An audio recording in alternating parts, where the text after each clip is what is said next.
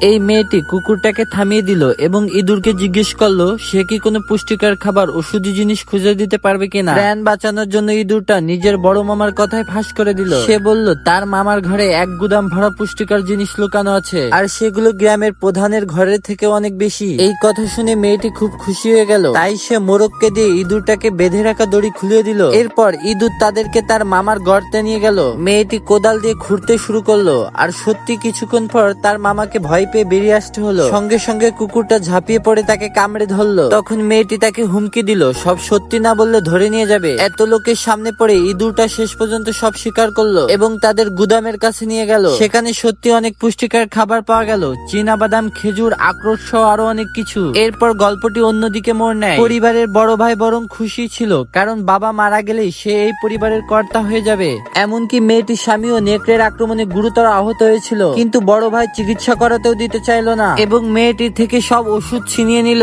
রাগে ও কষ্টে মেয়েটি রক্ত বমি করে সেখানে মারা গেল। কিন্তু পরে মেয়েটি আবার জেগে উঠলো।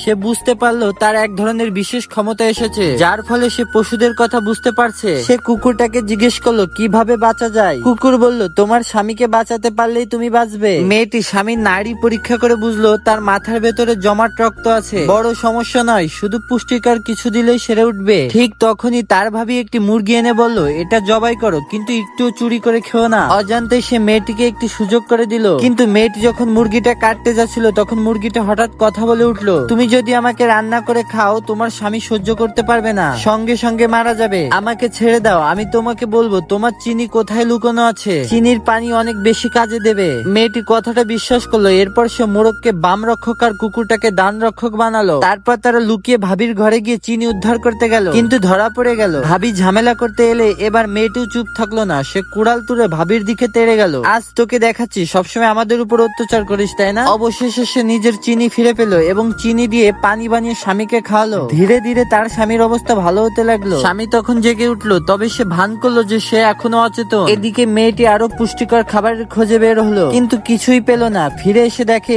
একটি ইঁদুর তাদের চিনি চুরি করছে। তখনই তাকে ধরে জিজ্ঞাসাবাদ করা হয়, যার ফলে আগের ঘটনাগুলো ঘটে এবং তার অনেক পুষ্টিকর জিনিস পায়। পরে বড় ভাই ও ভাবি মেয়েটির ঘরে ঢুকে তার পুষ্টিকর খাবার চুরি করতে আসে। তারা ভাবছিল স্বামী কিছুই শুনতে পাচ্ছে না, তাই নিজেদের গোপন কথা বলতে শুরু করে। তারা স্বীকার করে বড় ভাই আসলে দত্তক সন্তান এবং সে গোপনে বাবাকে হত্যা করেছে। তারপর নেকড়ের আক্রমণের গল্প বানিয়ে বলছে। সব কথা শুনে স্বামী ভীষণ রেগে যায়, কিন্তু তখন কিছু করতে পারে না। এদিকে তারা সব খাবার চুরি করে উল্টো মেয়েটিকে চোর বলে দোষারোপ করে। আপনারা যারা এই ড্রামার দ্বিতীয় পর্ব দেখতে চান অবশ্যই চ্যানেলটি সাবস্ক্রাইব করবেন।